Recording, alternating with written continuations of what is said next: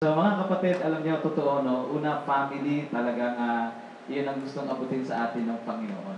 At dahil doon sa mga patutong yun, mga kapatid, naniniwala ko yun yung direksyon na gustong sabihin sa atin ng Panginoon. Okay? So, baliktarawan ko lang po, mga kapatid, yung sinabi ng Panginoon last time, at magtatapos po tayo doon sa word na gustong iwanan sa atin ng Panginoon. Last time, we've talked about this being distinct. Now, being distinct. Sa Tagalog po, ay pagiging kakaiba. Okay? Pag sinabi daw po nating distinct, literally, having the difference mark. Ibig sabihin, meron kang marka na ikaw ay ibang-iba. So parang yung sinabi niya kanina, parang may mga kakaiba na. Okay? May mga kakaiba na. Then, separated by a visible sign. Naibukod ka dahil meron ng mga kakaibang senyales. Okay? Or, by a note or mark, as a place distinct by name. Okay? Next din na natin. So, ang pinag-usapan po natin ay yung salitang distinction, a clear, unmistakable impression. Sabi ni Rapdod kanina, sabi niya, meron akong unmistakable impression. Meron ng clear, unmistakable impression nakikita ko sa aking pamilya na kung saan malapit na silang makakilala kay Lord. Amen? Malapit na silang mapalapit sa ating Panginoon. And I believe po, mga kapatid, hindi lang bilang Kristiyano yung kinakanta po natin, hindi lang yung pinupuntahan po natin, merong mga clear, unmistakable impression dapat ang isang Kristiyano. Okay? So, ibig sabihin, distinction. Now, pinag-usapan din po natin nung nakaraan, tingnan niyo po ito. Okay? Hindi naman pwede na lahat ay magkakamukha, halos iisa na lang ang mukha. Di ba? Paano kung ito yung pustiso ng kabi mo at pustiso mo, pareho? Di ba? O halimbawa naman, yung mga, ano pa ba yung nakasulat dyan? Yung gamot na pang-diarrhea at gamot ng pang-maintenance mo ng high blood, pareho lang. O, di ba? Kasi wala nang pinagkaiba . So, napakahirap pala nang walang pinagkaiba. Okay? Now, ang ating Panginoon mismo, siya po ang gumagawa ng kaibahan sa buhay ng mga Kristiyano. Tingnan natin. Okay? Ang Panginoon Diyos mismo ang gumagawa ng distinction sa kanyang mga anak. But the Lord will make a distinction. Ito ang sabi ng Panginoon. But the Lord will make. Everybody say, will make. Ibig sabihin, gagawa ang Diyos ng distinction between the livestock of Israel and the livestock of Egypt, so that nothing of all that belongs to the people of Israel shall die. So dito, mga kapatid, yung salitang distinction ay ginamit ng Panginoon for protection. Therefore, kung tayo pala ay Kristiyano at wala rin pinagkaiba sa hindi Kristiyano, tayo ay mananampalataya pero wala rin pinagkaiba sa hindi mananampalataya, tayo ay Kristiyano, pero yung kilos, pananalita ay walang pinagkaiba sa mga di mananampalataya, ibig sabihin, delikado ang buhay natin. Why? Because in the Bible, pinakita dito, God make the distinction para saan? Para sa proteksyon ng Israel. Okay? Next, tingnan natin. But not even a dog will bark at the Israelites or their animals. Then you will know that I, sabi ng Panginoon, that I, the Lord, make a distinction between the Egyptians and the Israelites.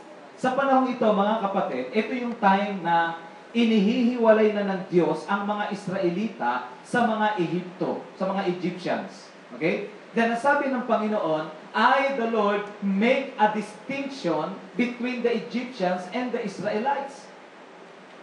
So, nakita natin na talagang ang Diyos ang gumagawa ng kaibahan sa kanyang mga anak. Kaya nga po mapapansin po natin, hindi man natin piliting baguhin ang ating buhay, pero nagugulat at nahahalata, parang may napabago sa kanya.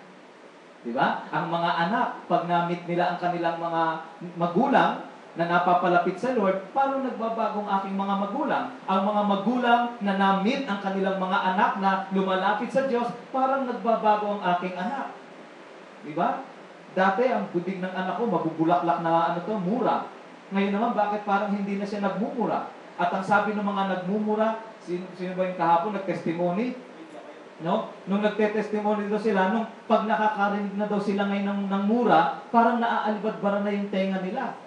Bakit? Kasi ang Diyos ang gumagawa ng kaibahan. Amen?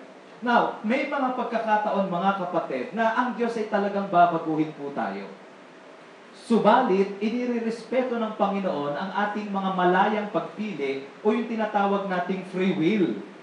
Okay? Kung yung distinction na yon ay papayagan natin na makita sa ating pamumuhay bilang Kristiyano.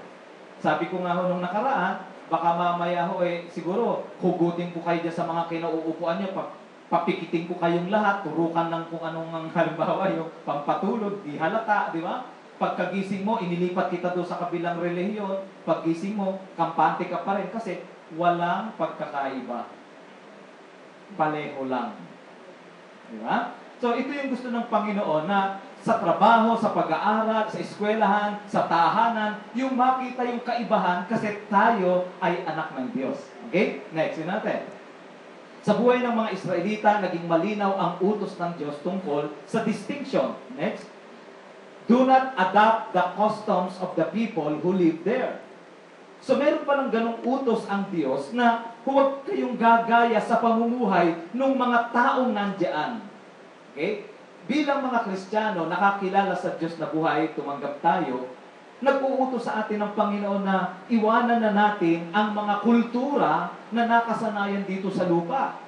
Mga kultura ng mga, sabihin natin, pagiging sakim, mayabang, sinungaling, mandaraya, mapanglamang sa kapwa, di ba? Mapagduda, chismoso, chismosa, di ba? Seloso, selosa, no? Yan yung sabi ng Panginoon, do not adopt the customs of the people who live there. Bakit? Kasi bilang mga anak ng Diyos, mga kapatid, ang pagiging, ano ang tawag doon? Ang ating citizen ay hindi na sa lupa kundi sa langit. Okay? So, sabi ng Panginoon, bilang mga anak ng Diyos, bilang mga tagalangit, iwasan ninyo, do not adopt the customs. Okay? Tingnan nyo nga po yung katabi nyo kung medyo may custom ng mundong ito. Okay? Okay? Do not adopt ang sabi dyan. No? And then, they have disgusted me with all their evil practices. Okay? Bakit mga kapatid? Huwag daw tayong makiki-adapt or else, ang sabi ng Panginoon dito, kasi yung mga taong yun, sabi dito, nag-disgusted si Lord. Ano ba yung disgusted? Yung parang naiinsulto, na parang hindi kampante ang Panginoon, na hindi maganda. It is a negative feeling na kung saan hindi umaayon sa kanyang kalooban. Therefore, kung makiki-adapt pala ang mga anak ng Diyos sa ganung klase ng kultura, wala nang pinagkaiba. Okay? Pangalawa, wow, yung damdamin ng Diyos towards dun sa mga gumagawa noon ay pareho sa mga gumagawa talaga noon. Okay? Next, na natin. Sabi dito, Leviticus 20:24, but I have promised you this rich and fertile land as your possession, and I will give it to you. Tingnan niyo po. I am the Lord your God, and I have set you apart. Ibinukod kita. I have set you apart from the other nations. Okay? Now, sa puso, sa isipan ng Panginoon, nung tinanggap natin ng Panginoon, isineperate na tayo ng Diyos. Okay? Next. The priests break my law and have no respect for what is holy. Nagalit ang Panginoon sa mga Israelita, sa mga pare, sa mga pinuno, mga kapatid. Bakit? Sapagkat nung panahon yon, mayroong pinuno na kung saan kapag nagsalita yung pinuno, hindi mo mahahalata. Why? They make no distinction between what is holy and what is not. Bakit dumarating sa pagkakataon na ang isang leader ay hindi na nagpapakita ng distinction?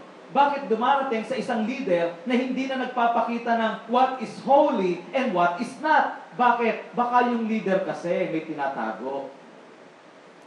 Okay? Hindi na makapag-declare ng what is holy and what is not, baka kasi hindi ako mabigyan ng love gift. Bakit hindi na makapagturo, hindi na makapag-rebuke, hindi na makapagsabi na hindi kalooban ng Diyos yan? Baka iwanan, maubos ang member. Nagalit ang Panginoon. The priests break my law and have no respect for what is holy. They make no distinction between what is holy and what is not. Mga kapatid, ito pong culture na ito, itong values na ito, mga kapatid, kapag natutunan po ng bawat isa sa atin, yung distinction between what is holy and what is not, makikita sa atin ang kaibahan. Amen po, mga kapatid. Now, anong resulta? They do not teach the difference between the clean and the unclean things. And they ignore the Sabbath. As a result, the people of Israel do not respect me. Ibig sabihin, mga kapatid, kapag pala ang buhay natin ay naglalaro sa lugar na we do not make any distinction between what is holy and what is not, may tendency pala, mga kapatid, na hindi natin na irirespeto ang ating Diyos. Kamusta po ang level, mga kapatid, ng pagtanaw natin ng banal at hindi banal? Kamusta po ang ating pagtanggap, mga kapatid? So, ang mensaheng ito, mga kapatid, ay nagpapakita sa atin na ang ating Diyos ay una na siyang nagbukod sa atin. Then, pangalawa, sa atin, in response, dapat palang magkaroon tayo ng desisyon. Dapat talaga, Panginoon, maibukod ang aking buhay upang makilala kung sino ang talagang sayo. The distinction. Next. Distinct believer, number 1, because he is a driven believer. Vision-driven believer. Anong ibig sabihin ng vision-driven believer? Bakit siya kakaiba? Kasi lagi siyang merong pag-asa. Lagi siyang masaya. Kahit na may problema. Bakit? Lagi pa rin siyang parang walang problema. Kahit na walang pera, parang mukha pa rin siyang may pera. Hello? Bakit? Kasi vision-driven believer. Bakit? Ano yung ibig sabihin ng vision-driven believer? Isang Kristiyano na nagtitiwala sa mga magagandang pangako ng Diyos kung kaya't laging puno ng pag-asa. In times of sickness, ang pangako ng Panginoon, I am your healer. Diba? Therefore, dahil ang pananaw mo lagi nasa salita ng Panginoon at ang salita ng Diyos, mga kapatid, tingnan niyo po ang salita po ng Diyos ay punong-puno ng pangako sa lahat ng pinagdadaanan po natin. At kung pagtitiwalaan po natin, kung tatanawin po natin na ang lahat ng pinagdadaanan natin, whether it is negative, ay may sagot ang salita ng Diyos, alam niyo po, lagi tayong masaya, may pag-asa at masigla. Kaya nga ho, kung minsan, ilan mo sa inyo naranasan niyo yun, no? Yung laging may lapit ng lapit sa inyo, no? Kasi ang tingin sa inyo, milyonaryo. No? Yung talagang yung antindi nung dating kahit walang datong. Diba? Talagang lapit ng lapit. Pero hindi, ang totoo, hindi yung datong ang nakikita nila sa atin. Hello? Ang nakikita talaga nila at nararamdaman ng mga kapatid, yung pag-asang meron tayo. Kaya lang, siyempre, ang capacity na tingnan nila is yung material and physical. Kaya opportunity na yun, mga kapatid, na kung may lalapit man sa atin, ipakita natin yung pag-asa na meron tayo. Okay? So, number 1, para daw maging kakaiba, number 1, vision-driven. Sa estudyante, vision-driven. Nakikita mong magtatagumpay ka, yung mga engineer dito, kayo na ang mga pinuno ng DOST, kayo na ang mga pinuno ng mga ano pa ba, yung mga highway and works, no? Yung mga ganyan, yung mga sewerage system, kayo na ang mga pinuno. At dahil nakikita nyo yan, dahil natatanaw nyo yan, you are excited. Bakit? You are a vision-driven believer. Therefore, pag ganyan ka, kakaiba ka. So, ang vision, mga kapatid, Diyos na mismo ang nangarap sa atin. Jeremiah 29:11, for I know the plans I have for you. Kaya lang, nakikita ko sa sarili ko, ano ba yan? Heto na naman, wala na ako kapag ako, buhay nga naman. Di ba? Ayun, halatang halata, hindi vision-driven. Negative-driven. Okay? So, pangalawa, para masabi natin, not only vision-driven believer, but values-driven believer. Ano ibig sabihin ng values-driven? Itinutulak siya ng kanyang mga pinapahalagahan. At ano ang pinapahalagahan ng isang believer? Tingnan natin Galatians chapter 22, verses, ano to? Galatians chapter 5, verses 22 to 23. Sabay-sabay nating basahin yung mga values. Ready, begin. Subalit, Pag-ibig, kagalakan, kapayapaan, katigaan, kabaitan, kabutihan, katapatan, at pagpipigil sa sarili. Now, mga kapatid, kung ito po ang nagdadrive ng ating buhay, kapatid, kakaiba ka sa lahat. Ikaw na. The best ka na. Di ba? Mga kapatid, tingnan niyo po, kapag ito ang nagdadrive sa atin, wow, halatang halata. May problema ta, lalapit sa iyo. Nag-aaway sila, lalapit sa iyo. Wala silang pag-asa, lalapit sa iyo. Bay, pambihira ka, halatang halata kasi you are values driven. Na nung minsan ikaw ay nabibiktima, may umaaway sa iyo, may gumugulo sa iyo, o may na-persecute sa iyo, dahil ikaw ay driven ng mga values ng Panginoon, mahahalata nila. Kakahiya naman, ba't ko ba ginanong itong tahang ito? Hindi naman siya ganun talaga. Why? Because you are values driven. Diba? Kapayapaan, katyagaan. Okay? Next. Ano yung dapat na level na pagiging pagkakaiba natin? Kasi hindi lang po sapat na makita natin, ay salamat Kristiyano na ako. Hindi po tulad dati, hindi ako nakakakilala. I'm born again. Amen! Palakpakan, hallelujah! Ganun pa no? Kaya lang tuldok na. Hindi po mga kapatid. May level po ang distinction. Number 1, from being an unbeliever to being a Christian. Dati hindi ka malapit sa Diyos, ngayon tinanggap mo ang Panginoon, naging Kristiyano ka. Yan ang unang level ng distinction. Pangalawang level ng distinction, mga kapatid, tingnan natin. Dahil Kristiyano ka na, baka mamaya pareho lang. Ang sabi ng Panginoon, go and make disciples, hindi go and make Christians. So, ibig sabihin, nung naging mananampalataya na, nung naging Kristiyano na tayo, ang unti-unting iniuutos na ng Panginoon, maging disciple po tayo, mga kapatid. Therefore, sa loob pala ng simbahan, mayroong dalawa, Kristiyano at na-disipulo. May pagkakaiba po ba ang ugali ng Kristiyano at na-disipulo? Diba? Ang na-disipulo, isang taong may nagdidisipulo, may nagko-correct, may naggagabay, may nagbabantay ng kanyang pamumuhay. Spiritual, at not only spiritual, but even in everyday life. Kapatid, medyo bastos yung bibig mo, medyo hindi totoo lang, huwag ka magagalit. Pero kung ito, totoong disciple, makikinig. Pero ito, kung hindi totoong disciple, lalayas. Kita niyo po ang Panginoon. Ang sabi niya sa kanyang mga alagad, hanggang kailan ko kayo pagtitiisan mga lahi? Siguro, kung meron lang maintenance na gamot, kalsi. Ibig sabihin, hindi totoo mga kapatid. Yung maging Kristiyano, mga kapatid, madali. Pero ang maging disipulo, ito ang mahirap. Dalawa po ang klase ng mahirap sa pagiging disipulo. Una, yung ikaw ang magdisipulo. Ang hirap po no. Para kang ng magulang na mayroong 10 anak na pasaway. Yun yung unang hirap. Pangalawa, ang hirap magpa-disciple. Una, mahirap mag-disciple. Pangalawa, mahirap magpa-disciple. Bakit? Pag nagpa-disciple ako, tatanong-tanongin pa niya yung oras ko. Imbes na nanonood ako ng Esther, ano ba yung palabas ngayon? Ha? City Hunter, kung dira, diba? Michelle Brook daw, City Hunter. Ayoko, yung magpa-disciple. Ayoko. Diba? Baka makais-kapes yung devotion ko.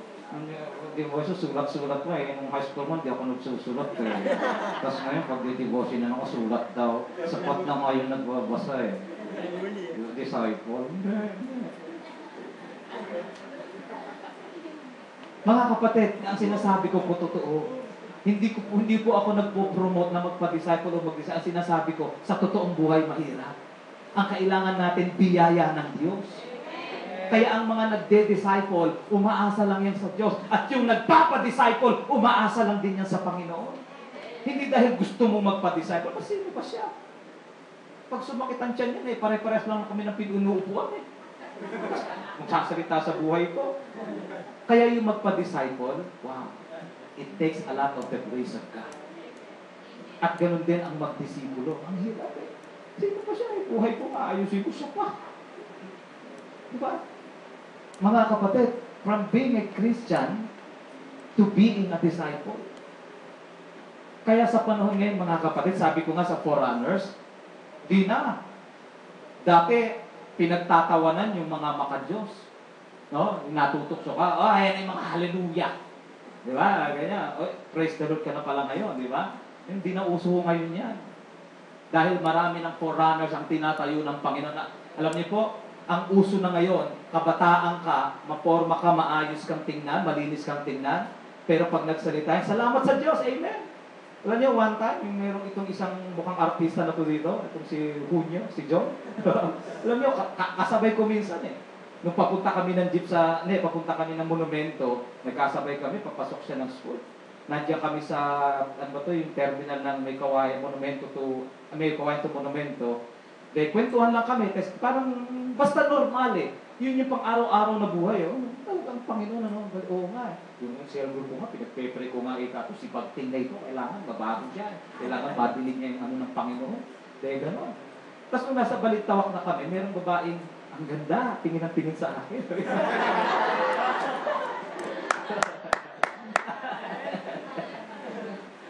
Ito ngayon. Kaya ano, tapos sabi niya, hindi siya mapakali. Excuse me, gumanon sa akin. Nakatingin kami dalawa ni John. Ano kayo? Sabi ko, tao ba? Ano kayo? Hindi, ano yung Christian, sabi namin. Anong klaseng Christian? Ano ba sinabi natin? Basta Christian, ano pa ba sasabihin namin? Kami Christian na mga sa Pine Bee, sa Pine Cone, yun ba? Ganun ba? O Pine Cluster, di ba? Basta Christian, sabi niya, hindi kasi alam nyo, bibihira lang kasi sa mga lalaki ngayon na nag-uusap tungkol kay Lord. Distinction. Di ba? Gusto ko sana hindi na uso yun. Di ba? Ang uso na ho ngayon, yung mga kabataan nag-uusap-usap kay Lord, siguro hindi niya lang alam. Kasi nga pala, saksi ni Jehovah siya. Pero alam niyo mga kapatid, basta Kristiyano ka ngayon, hindi na po uso yung hindi nadidisipulo. Noong nagpunta po kami kahapon dyan sa bayan, yung isang simbahan ho doon na napakatanda, matanda pa sa aking inang. Diba? Tatluhin mo ang edad. Ganun eh. Ganun katanda yung simbahan doon. Alam niyo, nagsalita ho kami doon, yung mga talagang matatanda na nakaganon sa amin. Diba?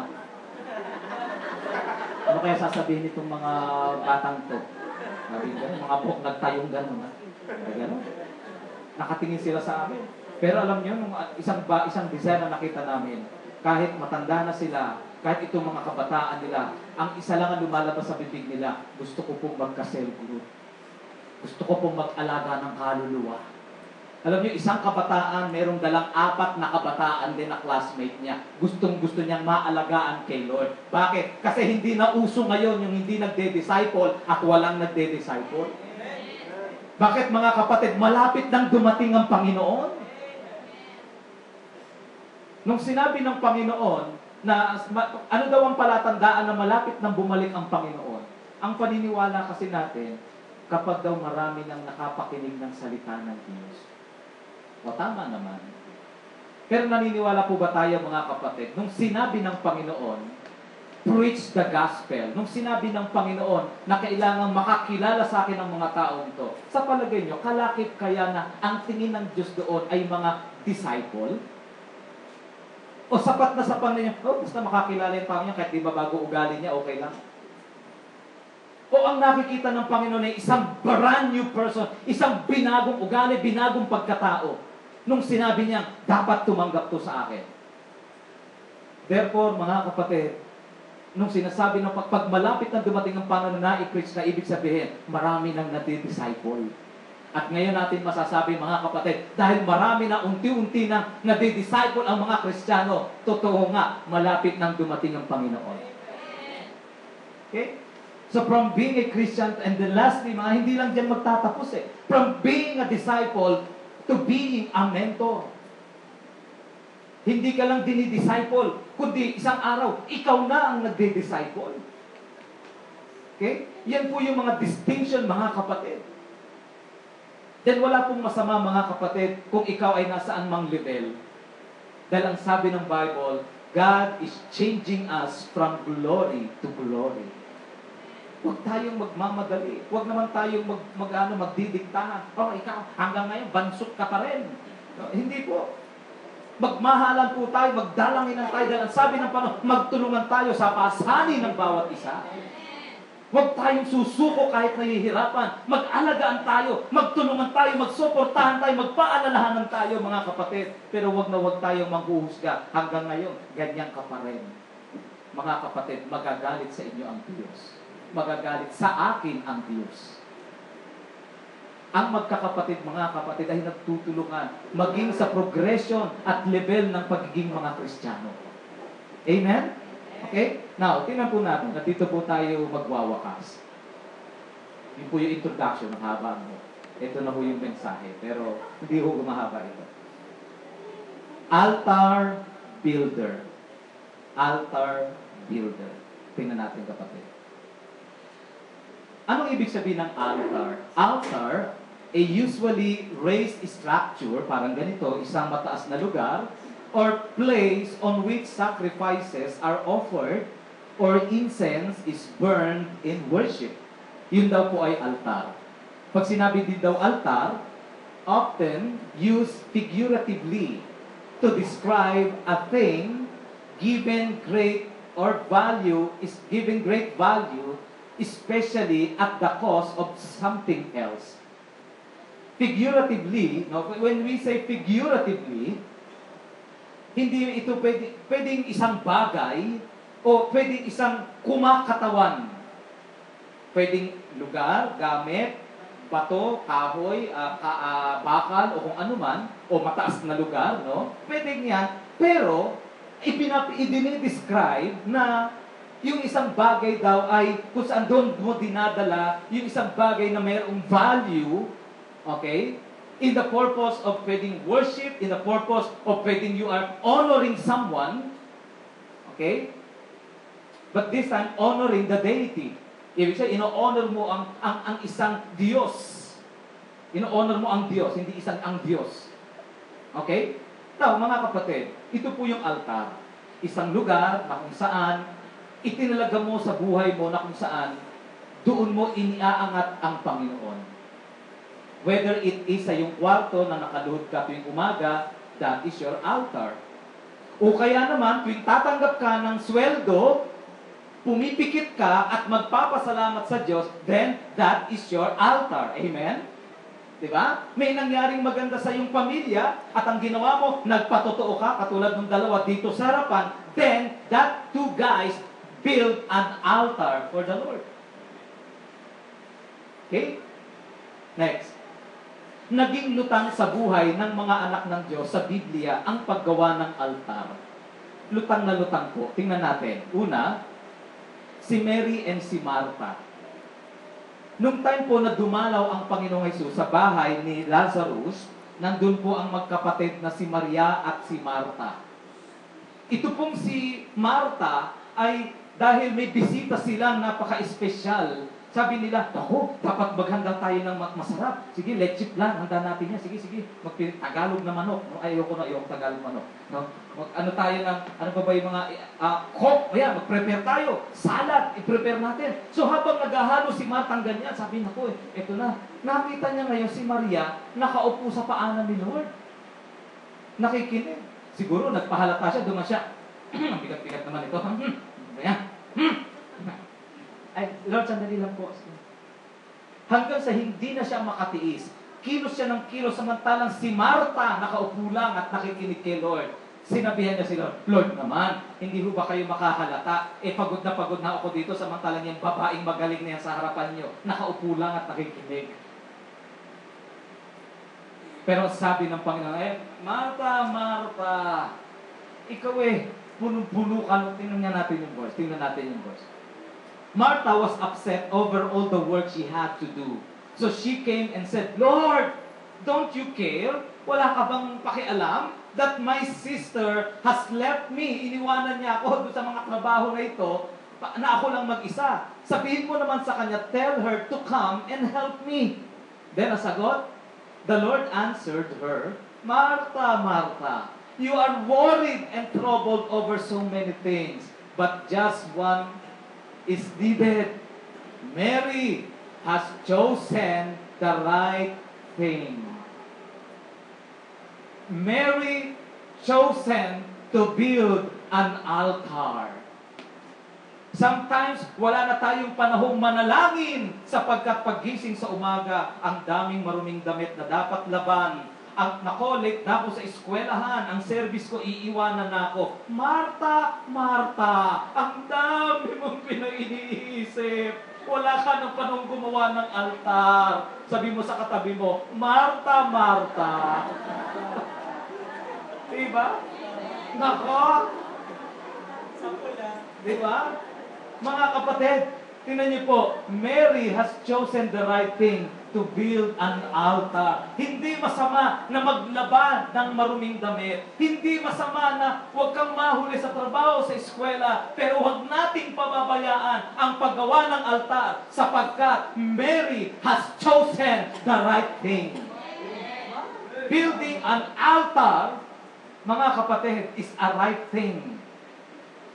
Okay? Yung devotion, yung pagpikit natin. Kanina kausap ko po si Bryce. Sabi ko, napansin ko, umiikli ang oras ng iyong pananalangin. Hindi ko alam kung totoo o hindi, pero nagsususpetsa lang ako. Pero sabi ko, huwag kang magagalit. Pero parang napapansin ko, umiikli. Mga kapatid, alam niyo po, hindi mauubos ang trabaho dito sa mundo. Kaya nga kung minsan pati linggo na kukuha pa natin sa dami. Hindi naman po mga kapatid, alam ko rin naman po iyon. Pero ang sinasabi natin mga kapatid, let's make a distinction today. A person, a Christian, a disciple who knows how to build an altar. Amen? Next. Zacchaeus. Ano po ang naging altar ni Zacchaeus? Puno. Diba? Altar of humility. Wow! Ang pagpapakumbaba pala ay isang altar sa harapan ng Panginoon. Ang pagpapakumbaba pala ay isang altar na kung saan naluluwalhati ang Panginoon. The altar of humility. Next, si Mary Magdalene, an altar of surrendered life. Ibinigay niya yung kanyang mamahaling pabango. Magkano daw po yung presyo ng pabango na yun? Isang taong sweldo po ba, kuya? Isang taon, ano? Pero isang taong sweldo, ibinuhos lang sa paanan ng Panginoon. Nagalit yung mga alagad. Lord, naman ang pinayago nyo, hindi natin ibenta yan eh. Maraming makakakain ng mahirap. Sabi ka nun. Pero, hindi nila nakita na ang ginagawa ni Maria ay altar. Okay? Next. Jesus Christ Himself, He made an altar. An altar of service. An altar of salvation para tayo maligtas, makakilala sa Kanya, at magkaroon ng isang bagong buhay, nakakaiba, distinctive Christian, distinctive believer. Next. Exodus chapter 20 and verse 24. Make a special altar for me. You should use dirt to make this altar. Kung minsan mga kapatid ganito, no? Sabi ng Panginoon, you should use dirt. Gumamit ka, ikaw mismo ang gumawa. Huwag kang gagamit ng bato sa paggawa ng altar na pinutol ng bakal. Yun ang sabi ng Bible. Anong ipinapakita noon? Although mga kapatid, may mga tugtugan, may mga kantahan, pero hindi porket sumabay ka, nakagawa ka na ng altar. Dahil ang puso mo ang gumagawa ng altar. Hindi yung porket may tugtugan na kanito, tapos, buti na nakapag-church na ako. Hindi po mga kapatid, ang altar na gumagawa yung puso po natin. Ikaw mismo ang gagawa nito mga kapatid. Hindi porket may musika, kakanta kapag wala ng musika, hindi ka na makakanta. So gagamitin mo, make a special. Tingnan niyo po, merong promise ang Panginoon kapag sa sino mang believer, disciple na marunong gumawa ng altar. Tingnan niyo po. Offer sheep and cattle as a burnt offerings and fellowship offerings. Ito daw po doon sa altar, dalhin daw natin. Una, handog. Okay? Then, on this altar, sabi dito, tingnan niyo, do this in every place where I tell you to remember me. then I will come and bless you. The more altar na binibuild natin sa buhay natin, the more favor ang ibinibigay ng Panginoon. Kahit malilit na bagay, ipinagpapasalamat natin, that is an altar of the Lord. At the more altar na ginagawa natin, the more na bibisitahin tayo ng Panginoon, the more na dadalawin tayo ng Diyos, ang ating pamilya, ang ating trabaho, at ang ating buhay. Amen? Okay? Sabi ng Panginoon, then I will come and bless you. Last, na kapag naglalaan tayo ng panahon sa paggawa ng altar, nagbibigay tayo ng daan upang tayo ay laging dalawin ng Panginoon. Next. Never go back to your family, work, school, even in ministry without an altar. Huwag na huwag po tayong haharap sa Diyos.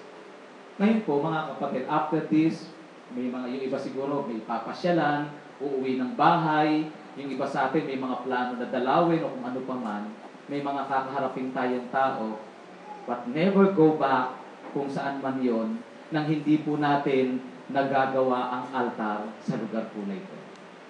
Ang gagawin po nating altar, mga kapatid, what kind of altar na kailangan mo ngayong gawin para kay God?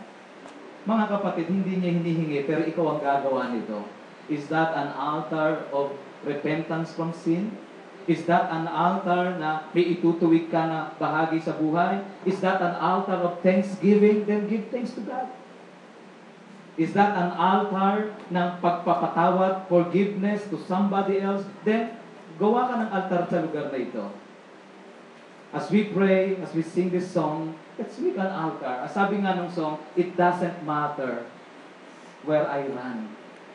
Sabi ng song, you're there for me. That's true, mga kapatid. Ano man ang kinalalagyan natin ngayon, ano man yung mga pinagdaanan natin ngayon, mga kapatid, it doesn't matter kung nasan ka. Pero it really matter na kung nasan ka, lalapit ka sa Diyos, and that is an altar before God. Amen? Kahit dyan sa inuupuan mo, yung inuupuan mo will serve as an altar. Kahit nandiyan ka, kahit nasan ka, nadidinig mo ang panawagan ng Panginoon to make an altar. Altar of forgiveness, paghingi ng tawad, pagpapakumbaba, pasasalamat. Maraming klase ng altar. Name it, mga kapatid. You can offer that to God right now. Pastor, wala na po ako parang maihatod na magandang altar kasi ang dami kong bayarin, ang dami kong pangangailangan. Then, that is your altar. Altar of trust. Altar of trust. Amen? Make an altar today. Pigit po tayong lahat. It doesn't matter where I run, you're there for me.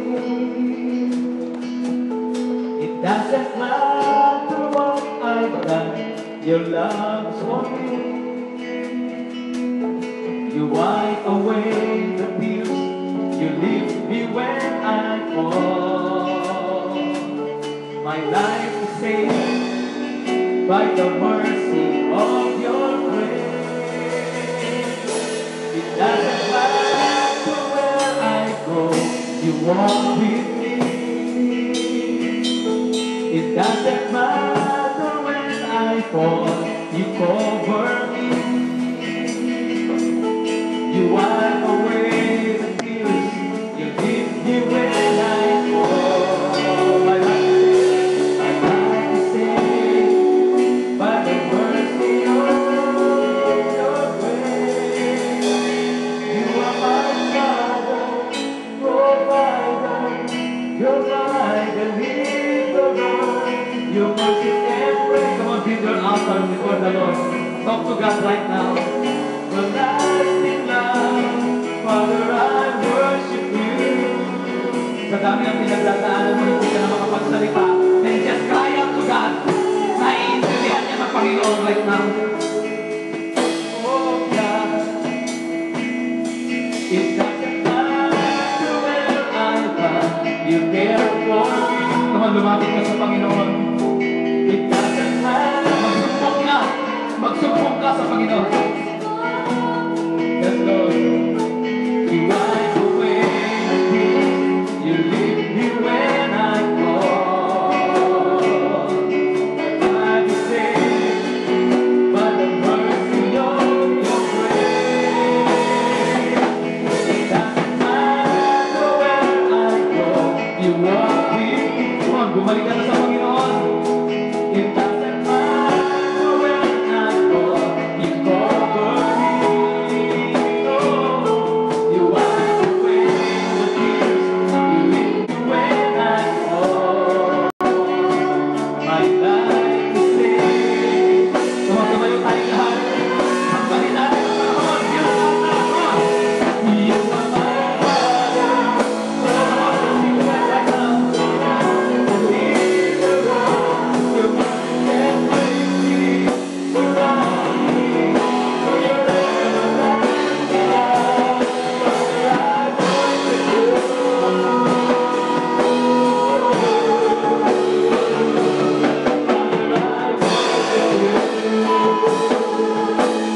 Hallelujah, come on, just praise. Come on. Kailangan i-admit sa Panginoon. Just open your mouth, open your mouth. Magsumbong ka sa Panginoon. This is your altar right now. This is altar na pinagin sa'yo ng Panginoon. Kapag cry out ka, magsumbong ka sa Panginoon. Tingin mo sa Panginoon ang pagkailangan mo ngayon. Lumapit ka na may pagpapakumbaba. Come on, call on to Him right now. Call on the name of Jesus. Call on the name of Jesus. Meron ka sakit ang karamdaman. Ibigay mo yung sakit na yan sa Panginoon. Pagkagaling ka ng Panginoon. Feel an altar of trust.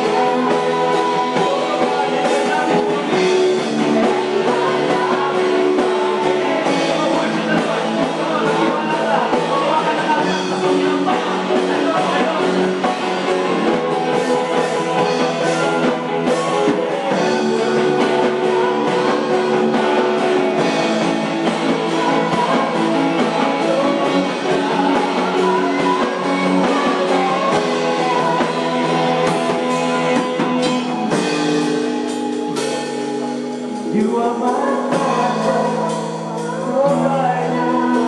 You're my deliverer. Your mercy set free. Yes, Lord, yes, Lord, yes, Lord. Come on, may kinakausap ang Panginoon. Come on, huwag kang matakot kung nangangatok ka ngayon sapagkat may ginagawa agad sa buhay mo. Huwag kang matakot ngayon kung paano ba umiiyak ka. Bakit parang hindi mo nakukontrol ang sarili mo? Huwag kang matakot sapagkat may ginagawa ang Panginoon sa iyo. You're my deliverer. Come on. Pinapalambot ng Panginoon ang puso mo right now sapagkat meron siyang nais na gawin sa iyo. Pagpalain at bigyan ka ng Panginoon. I worship you. Yes, Lord. Yes, Lord. Yes, Lord. Yes, Lord. Yes, Lord. Yes, Lord. Yes, Lord. Yes, Lord. Just feel the embrace. Come on.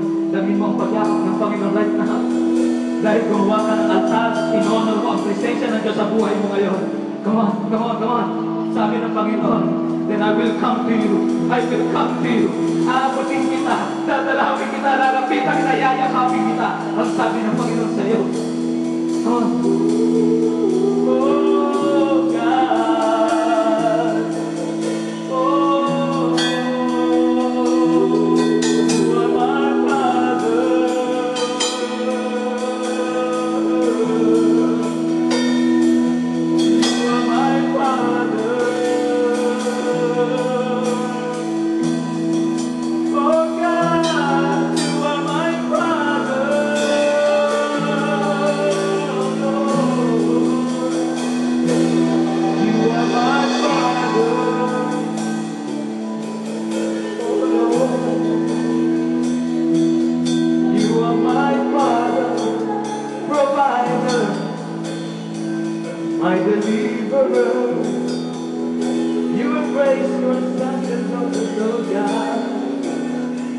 Come on, just feel the embrace. Come on. Just feel His presence right now. Feel His presence right now. Tanggapin mo ang kalakasan ng kagalingan ng Panginoon right now. Build an altar of faith. Ano mang kabigatan mo, huwag ka nang uuwi ng wala kang altar. Huwag kang uuwi ng wala kang altar. Altar ng pagsuko, altar ng pagtitiwala ng lubusan right now. Oh God. Yes, Lord, yes, Lord, yes, Lord.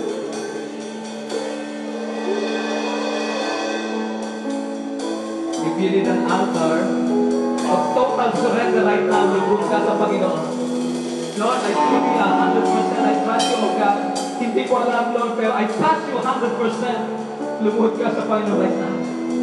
Oh God. Yes, Lord, yes, Lord. I'll build an altar for you, oh God. Yes, yes. Oh Lord, thank you for your love. Thank you for your love.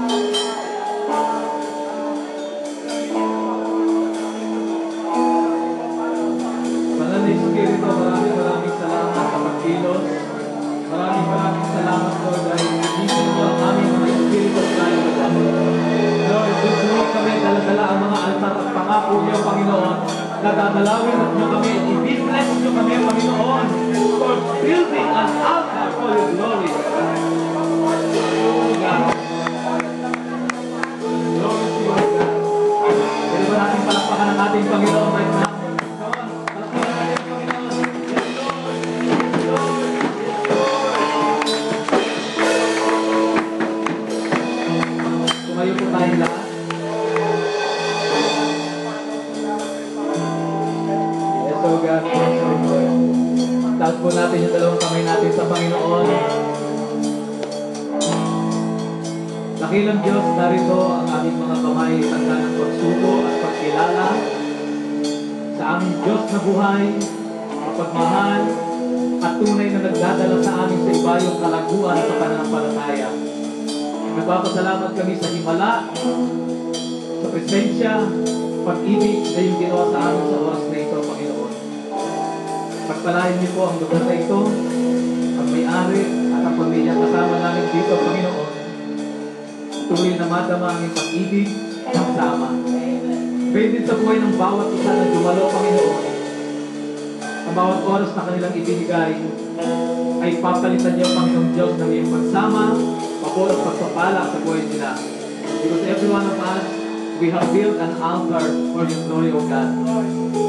Panginoon, sa pag-uwi po namin, tataglayin namin ang pag-ibig ng Ama, ang biyaya ng Anak, at ang pagsama ng Banal na Espiritu Santo ang tanggapin natin. Sa pangalan ni Jesus, Amen. Amen.